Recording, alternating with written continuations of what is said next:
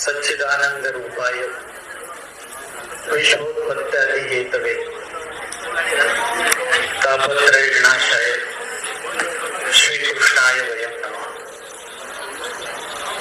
महाचिंतनेचं संपन्न होत असलेलं हे 29वे वर्ष आणि या 3 दिवसीय चिंतन सत्राचे जे अध्यक्ष आहेत परमपूजनीय परमादरणीय श्रद्धेय प्रातस्मरणीय आचार्य प्रवर्षी मकरधुपळा निवासी श्री बाबाजी, आजच्या या उद्घाटनीय सत्राचे जे उद्घाटक आहेत परमपूजनीय परमादरणीय श्रद्धेय प्रातस्मरणीय आचार्य प्रवर रिद्धपूर निवासी श्री बाबाजी, या ठिकाणी उपस्थित असलेले परमपूजनीय परमादरणीय श्रद्धेय कवीश कुलाचार्य श्री बाबाजी, परमपूजनीय परमादरणीय श्रद्धेय धुळे निवासी बाबाजी, परमपूजनीय परमादरणीय श्रद्धेय माहूर निवासी श्री बाबाजी, परमपूजनीय परमादरणीय श्रद्धेय रिद्धपूर निवासी श्री मोठे बाबाजी, परमपूजनीय परमादरणीय श्रद्धेय वडनेर पूजन निवासी श्री बाबाजी, परमपूजनीय आदरणीय श्रद्धेय श्री बाबाजी, अमरावतीतील विद्यापीठाचे अध्यासन प्रमुख पूजनीय श्री बाबाजी, ज्यांच्या माध्यमातून या ठिकाणी आपण एकत्रित झालेलो आहोत. आपल्या सर्वांना कल्पना आहे की अडगीची सेवा म्हणून जे या ठिकाणी उपस्थित झाले असे परमपूजनीय परमादरणीय श्रद्धेय कवीश्वर कुलाचार्य श्री अमरावती निवासी बाबाजी आणि हा अनुबंध इथपर्यंत आपल्या सर्वांपर्यंत जे घेऊन आलेले आहेत असे परमपूजनीय परमादरणीय श्रद्धेय चिंतनजनक श्री बाबाजी, चिंतनी प्रमुख उपस्थित माझ्यासमोर अनेक ज्येष्ठ मान्यवर अतिथी या ठिकाणी आहेत. सर्वच आचार्यगणांना हात जोडून दंडवत करतो. तडसरांसारखे विद्वान आमच्या अंजनगावकर सारखे ज्येष्ठ व्यासंगी या ठिकाणी आहेत. सर्वांना दंडवत करतो आणि या विषयाला सुरुवात करतो. वास्तविक परमेश्वरपूरचा हेतू धरून आपण इथपर्यंत आलेलो होतो आणि आपण भानखेडीला येऊन पोहोचलो. अर्थात श्री प्रभू बाबांची जेव्हा जेव्हा आपण आठवण करतो, श्री प्रभू चरित्रच हे संकेताने भरलेलं आहे. श्री प्रभू बाबांचं वागणं, उठणं, बसणं, बोलणं अगदी सर्व काही सांकेतिक असायचं. बोलणंही त्रिशुद्धी असायचं. मला विषय देत असताना मी जेव्हा आमच्या प्रसन्नमणी दादांना, नवे बाबांना बोललो तेव्हा ते म्हणाले की तुम्ही ऐच्छिक विषयावर आपण बोला. श्री प्रभू बाबांचा अनुबंध आपल्याला स्पष्ट करायचा असा विषय त्या ठिकाणी होता. मागे नवरात्रामध्ये जे 3 मठ आहेत, राजमठ, उंचमठ आणि त्रिपुरुष मठ, या 3 मठाची प्रतिकृती आम्ही नवरात्रामध्ये बनवलेली होती. आता आपण राजमठामध्ये गेल्यानंतर किंवा तिथलं सर्व परिसर पाहिल्यानंतर महाद्वारातून जेव्हा आपण आतमध्ये अवलोकन करतो तेव्हा तिथे बदललेले सर्व आपल्याला ढाचे दिसतात. मग हे तेव्हा नेमकं कसं असेल? 12व्या शतकात जेव्हा श्री प्रभू बाबांचा निवास तिथे होत होता तेव्हा तिथे नेमकी परिस्थिती कशी असेल? तिथे गेल्यानंतर श्री प्रभू बाबांची केळी क्रीडा कशी तिथे सुरू असेल या संबंधाचं चिंतन व्हावं यासाठी ती त्रय मठांची प्रतिकृती आम्ही बनवलेली होती. त्या विषयावर चिंतन करायचं असं ठरलं होतं, परंतु विषय बदलला, जागा बदलली आणि त्या दृष्टीनं माझाही परिप्रेक्ष्य जरा मोठा करावा लागला. श्री प्रभू बाबांच्या रिद्धपुराच्या अवस्थानामध्ये असा क्वचितच प्रसंग घडला. श्री प्रभू बाबांच्या रिद्धपुरातील अवस्थान एकूण 125 वर्षाचं शास्त्र निश्चित करतं. श्री प्रभू बाबा त्या परमेश्वरपुराच्या बाहेर क्वचितच कधीतरी गेले. आपण ज्या भानखेडी नगरीत आलेलो आहोत, या भानखेडी नगरीत आता अनेक उल्लेख झाले की महादांच्या इथपर्यंत पोहोचल्या. आद्याचार्य महानुभावांचे आचार्य श्री नागदेव ते यापर्यंत आले, परंतु या महाराष्ट्रातील आद्य समाज सुधारक श्री प्रभू बाबा सुद्धा या भानखेडी नगराच्या कडेला येऊन गेल्याचा संदर्भ आम्हाला शास्त्रामध्ये पाहायला मिळतो. कदाचित आपण स्थानबंधनही केलं असेल. श्री प्रभू बाबांची दांडी या ठिकाणी उतरली होती. भारताच्या इतिहासात दांडी हा शब्द आपण कुठेतरी ऐकला असेल, आठवतो का आपल्याला? अगदी बरोबर. महात्मा गांधींनी साबरमती आश्रमापासून ते दांडी या शहरापर्यंत काढलेली यात्रा ही होती दांडी यात्रा. पण या महाराष्ट्राच्या इतिहासात सुद्धा एक दांडी यात्रा झाली. श्री प्रभू बाबांची जी दांडी यात्रा होती, या दांडी यात्रेचे श्री प्रभू बाबांची जी दांडी यात्रा झाली, या दांडी यात्रेच्या संबंधाने आज चिंतन करावं असं मी विचार केला. ही श्री प्रभू बाबांची जी दांडी यात्रा आहे, ती दांडी यात्रा मिठाच्या सत्याग्रहासाठी होती. ही सुद्धा दांडी यात्रा मिठाच्या सत्याग्रहासाठी झाली. आता तुम्ही म्हणाल इथे कुठल्या मिठावर निर्बंध आलेले होते? इथे निर्बंध आले नव्हते, परंतु श्री प्रभू बाबांनी जेव्हा विवाह स्वीकार केला, अनेक पदार्थांचा परिवार त्या ठिकाणी होता आणि भक्तिजनांनी सर्व पदार्थ सेवन केले. श्री प्रभू बाबांच्या दृष्टोत्पत्ती झालं की भक्तिजन जेवण खावण करून आता दष्टपुष्ट झालेले आहेत आणि श्री प्रभू गोसावियासी न म्हणेची. ज्या सर्वज्ञांनी भक्तिजनांना आज्ञा केली होती की मिठाचा खडा आधी करून विखो, तुम्ही मिठाचा खडा हा विखो समजायला हवा, तो मिठाचा खडा आवर्जून खाण्यात आला. जे रस पदार्थ आमच्या गोसावी यांनी नाकारले होते ते भक्तांनी अगदी म्हणजे मनसोक्त त्या ठिकाणी खाल्ले आणि त्याचे परिणाम शरीरावर दिसायला लागले. श्री प्रभू बाबांनी विचार केला की हे जे दिसतंय हे काही चांगलं नाही आणि श्री प्रभू बाबा म्हणतात डोळो डोळो चला काढा दांडी यात्रा काढा. दांडी या शब्दाचा अर्थ पालखी. आमच्या स्वामींची महाराष्ट्रात पदयात्रा झाली आणि श्री प्रभू बाबांची या महाराष्ट्रामध्ये या विदर्भामध्ये दांडी यात्रा संपन्न झाली. श्री प्रभू बाबा ज्या दांडी यात्रेला निघाले त्याचे फक्त काही भक्तांवरच परिणाम झाला असं नाही, तर या दांडी यात्रेचं जर सूक्ष्म अवलोकन केलं तर आम्हाला लक्षात येतं की या दांडी यात्रेचे काही सामाजिक परिणाम झाले, या दांडी यात्रेचे काही राजकीय परिणाम झाले, या दांडी यात्रेचे काही धार्मिक परिणाम सुद्धा दिसतात. तर याच्यातून तात्विक परिणामांना सुद्धा स्पर्श केला गेला. श्री प्रभू बाबांची दांडी यात्रा जी होती ती परमेश्वरपुरापासून जी निघाली ती दांडी यात्रा या संपूर्ण परिसरात फिरली. जो समाज श्री प्रभू बाबांकडे राहुल माय राहुल बाप म्हणून पाहत होता त्या समाजापर्यंत ही दांडी यात्रा पोहोचली. आतापर्यंत या समाजाने श्री प्रभू बाबांची ख्याती ऐकलेली होती, परंतु तिथपर्यंत न पोहोचलेला वर्ग त्यांच्यापर्यंतचा अनुबंध जोपासण्यासाठीची ही दांडी यात्रा उपयोगी पडल्याचं आपल्याला लक्षात येतं. पुसद्याची लीळा आहे. श्री प्रभू बाबांची दांडी यात्रा जेव्हा पुसद्याला जाऊन पोहोचली त्या ठिकाणी ब्राह्मणाचा एक मुलगा तो उपहार घेऊन आलेला होता. त्याने देवाला उपहार दाखवला आणि तो उपहार घेऊन जेव्हा तो निघायला लागला श्री प्रभू बाबांनी थांबवलं. अहो मेला जाय आणि म्हणे. श्री प्रभू बाबांनी तो उपहार ग्रहण केला. त्या मुलाने ते ताट घरी नेलं.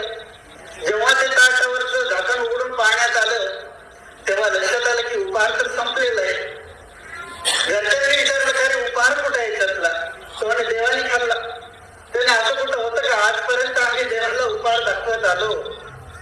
देव कधी उपहार खातो का? देव उपहार खातच नाही. आपण उपहार दाखवतो सर्वजण. झाले का असं कधी एखादी चपाती कमी झाली? इथे तर संपूर्ण ताट रिकामं झालेलं दिसलं. त्याने म्हटले खोटं सांगतो का? कोणत्या देवाने खाल्ला? म्हटले देव हा असा होता आणि त्याने श्री प्रभू बाबांचं वर्णन करायला सुरुवात केली. ही इतकी मोठी दाढी आहे, ही श्रीमुकुटावर विरगुंठी साचते आहे आणि अनेक प्रकारचा भक्त परिवार श्री प्रभू बाबांच्या सन्निधानात आहे. तो वर्णन जसं जसं करत होता तसं यांच्या डोळ्यासमोर त्या देवाचं चित्र उभं राहत होतं आणि मग लक्षात आलं की खरंय साचोकार देव आलेला आहे आमच्या गावात आणि सर्व मंडळी श्री प्रभू बाबांच्या दर्शनाला आली. आतापर्यंत श्री प्रभू बाबांविषयी ऐकलेलं होतं की श्री प्रभू बाबा असे आहेत. श्री प्रभू बाबांची दांडी यात्रा जेव्हा तिथे जाऊन पोहोचली तेव्हा त्याचा सामाजिक अनुबंध जो आहे तो त्या ठिकाणी साधला गेला. श्री प्रभू बाबांच्या दांडी यात्रेतून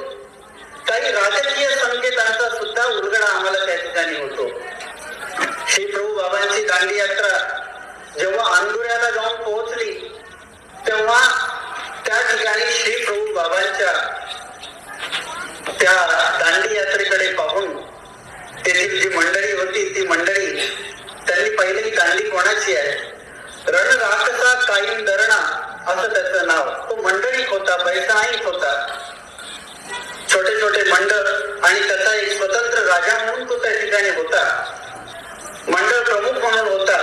त्याने ती दांडी आपल्या ठिकाणी बोलवली. श्री प्रभू बाबांचं त्या ठिकाणी 3 दिवस पर्यंत वास्तव्य झालं. तो काही दरणा श्री प्रभू बाबांच्या भेटीला यायचा आणि श्री प्रभू बाबांचं दर्शन घ्यायचा. एके दिवशी तो स्वामींच्या दर्शनाला आला, श्री प्रभू बाबांच्या भेटीला आला आणि भेटीला आल्यानंतर श्री प्रभू बाबा त्याला सांगतात की अहो मेला जाय डोळे जातील म्हणे. छोटीशी गोष्ट श्री प्रभू बाबा बोलत होते, त्याच्या लक्षात नाही आलं हा नेमका संकेत काय आहे.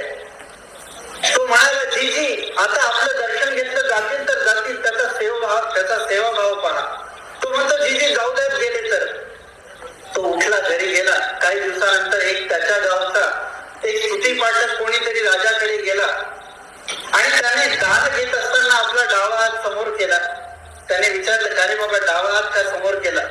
तो म्हटले उजवा हात तो रणराक्षसा काही दरणात त्याच्या दानानं गाठलेला आहे आणि त्याच्यामुळे मी या हाताने दान घेऊ शकत नाही. बस तेवढाचा प्रसंग पुरेसा झाला. रणराक्षसा काही धरण्याचे पुढे डोळे काढण्यात आल्याचा संदर्भ श्री प्रभू चरित्रात दाखवला जातो. त्याचे वाक्य आहेत चरित्रामध्ये. तो म्हणतो मी जर श्री प्रभू बाबांना विनंती केली असती तर आज माझे डोळे शाबूत राहिले असते. या घटनेचे राजकीय पडसाद पहा आपल्याला दिसतात. इथे राजा त्या ठिकाणी असलेली राजकीय परिस्थिती ती आम्हाला लक्षात येते. आपण ज्या ठिकाणी आता बसलेलो आहे याच्या जवळच एक ठिकाण आहे अंजनगाव बारी नावाचं. श्री प्रभू बाबांची दांडी यात्रा अशी जेव्हा अंजनगाव बारीपर्यंत आली, श्री प्रभू बाबांना भक्तिजनांनी ती दांडी यात्रा चालवली होती गंगा तीराकडे. श्री प्रभू बाबांच्या त्या दांडी यात्रेचा अनुबंध हा पुढे आता गंगा तीराकडे जेव्हा जातो हे लक्षात आलं. तिथे जवळ असलेला एक जवळ माळ आहे, आज सुद्धा आम्हाला साक्षीसाठी आहेत, आपण दर्शन घेऊ शकता त्याचं. त्या माळावर काही बंदीजन भेटले आणि त्यांनी विचारलं की कुणीकडे निघालेली यात्रा. बंदीजनांनी जेव्हा विचारलं की यात्रा कुणीकडे निघाली, श्री प्रभू बाबा म्हणतात की आता आम्ही चाललेलो आहोत गंगा तीराकडे. आणि ते जे बंदीजन अर्थात स्तुतीपाठक होते, भाट होते, परंतु या विदर्भाचे सच्चे ते सेवक होते. ते म्हटले की नाही जी आपण असं करता कामा नये. जर आपण असं केलं तर आमचा विदर्भाचा देव हा गंगा तीराकडे जर गेला तर आम्ही पोरके होऊ. हा विदर्भाचा आमचा देव आहे. श्री प्रभू बाबा हे विदर्भाचं दैवत आहे, वैदर्भीय दैवत आहे श्री प्रभू बाबा. आणि श्री प्रभू बाबांना त्यांनी विनंती केली की जी आपण असं करता कामा नये. आणि पुन्हा पुन्हा विनंती केल्यानंतर श्री प्रभू बाबांची ती दांडी यात्रा पुन्हा तिथून वापस फिरल्याचा संदर्भ आम्हाला चरित्रात पाहायला मिळतो. श्री प्रभू बाबा पुन्हा तिथून वापस फिरले आणि ती दांडी यात्रा पुन्हा या विदर्भाकडे वापस फिरती झाली. जर या दांडी यात्रेचा जर प्रवास गंगा तीराकडे झाला असता तर त्याचे अनेक परिणाम आम्हाला त्या ठिकाणी दिसले असते. श्री प्रभू बाबांचे विदर्भाच्या व्यतिरिक्त केवळ 2 ते 3 स्थानं पाहायला मिळतात. एक पांचाळेश्वर आणि इकडे जर आपण पाहिलं तर गुजरात मध्ये द्वारका. याच्या पलीकडे श्री प्रभू बाबांचा विदर्भाच्या बाहेर प्रवास झाल्याचा आम्हाला पाहायला मिळत नाही. पण ही जर दांडी यात्रा त्यावेळेस कदाचित गंगा तीराकडे गेली असती तर आपण चिंतन करू शकतो निश्चितच श्री प्रभू बाबांच्या आणि स्वामींच्या ज्या स्थानांचं वंदन आपण करतो याचा धार्मिक अनुबंध सुद्धा आम्हाला या दांडी यात्रेच्या संबंधाने तिकडे पाहायला मिळाला असता. श्री प्रभू बाबांचं व्यक्तिमत्वच असं होतं की प्रत्येकाने त्यांच्या जवळ आपलं दुःख व्यक्त करावं. श्री प्रभू बाबांची श्रीमूर्तीच अशी होती की तिथे प्रत्येक जण नतमस्तक होत असत. श्री प्रभू बाबांच्या या दांडी यात्रेचा समारोप रिद्धपूरवरून सुरू झाली आणि पुन्हा रिद्धपूरला त्याचा समारोप झाला. श्री प्रभू बाबांच्या लीळा चिंतनामध्ये आम्हाला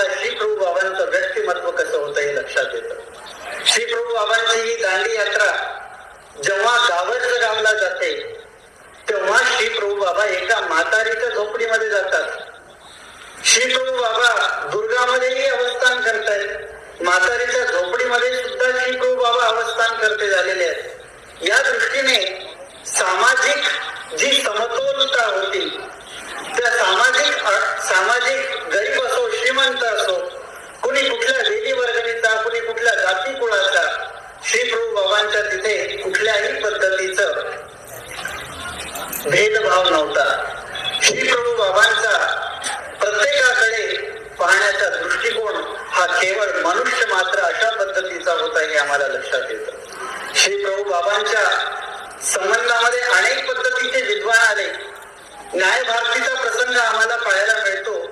श्री प्रभू चरित्रामध्ये न्याय भारती हे वाराणसीवरून प्रसिद्ध असलेले एक महंत, आणि जेव्हा ते रिद्धपूरच्या परिसरात आले, केशव नाईक त्यांना दंडवत घालण्यासाठी गेले की आमच्या रिद्धपूरमध्ये या, रिद्धपूरमध्ये आम्हाला आपण आपले पाय लावा असं म्हणून जेव्हा तिथपर्यंत पोहोचले, तेव्हा न्याय भारतीने दिलेलं उत्तर मात्र विचित्र होतं. न्याय भारती त्यांना म्हणतात की राहुल हे भ्रष्टाभ्रष्ट करतील, राहुल हे मातंगाच्याही घरी जातात, ब्राह्मणाच्याही घरी जातात, प्रत्येकाच्या ठिकाणी विहरण विचरण त्यांचं आहे आणि आम्ही त्या ठिकाणी येणार नाही.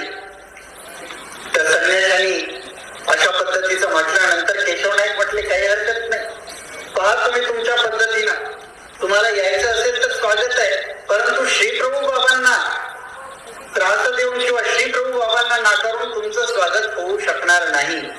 आणि केशव नाईक जेव्हा जाण्यासाठी निघाले, न्याय भारतींनी सांगितलं मी माझ्या शिष्यांशी बोलतो आणि मग तुमच्याशी चर्चा करतो. केशव नायकांनी केलेल्या त्या प्रार्थनेवर शिष्यगणांचा विचार झाला आणि शिष्यगण म्हटले की केशव नायक हे आपले यजमान आहेत, यजमानाला दुखावून कसं काय चालेल, आपण जाऊयात. जेव्हा न्याय भारती रिद्धपूर मध्ये येतात तेव्हा श्री प्रभू बाबा यथोक्त त्यांच्या ठिकाणी जो जसा विधी आहे उठ बस तशाच पद्धतीनं करतात. आणि श्री प्रभू बाबांच्या त्या उठ बशीला पाहून न्याय भारती स्वतः त्या ठिकाणी पोहोचल्याचा संदर्भ आम्हाला पाहायला मिळतो की श्री प्रभू बाबांच्या त्या लीला पाहून न्याय भारती सुद्धा आकर्षित झालेले आहे. न्याय भारती स्वतः राजमठामध्ये आले आणि बसले असताना श्री प्रभू बाबांनी माहीम भट्टांना सूचना केली की माहीम भट्टांना सूचना केली की आपण न्याय भारतींशी चर्चा करावी. श्री गोविंद प्रभू बाबांचं व्यक्तिमत्व आम्हाला यातून लक्षात येतं की ते कसं होतं, ते सर्वांगीण होतं. श्री प्रभू बाबा माहीम भट्टांना आज्ञा करतायत, आपण यांच्याशी चर्चा करा. आणि माहीम भट्टांनी न्याय भारतींना प्रश्न केला की जीवनमुक्त तो कैसा, जीवनमुक्त कसा असतो, जीवनमुक्ताची लक्षणं काय, जीवनमुक्ताचं चालणं वागणं बोलणं बसणं उठणं कसं असतं. आणि जी परिपाठी असते जी रटलेली त्या पद्धतीचं चिंतन चालू झालं. माहीम भट्ट त्यांचा प्रत्येक आक्षेप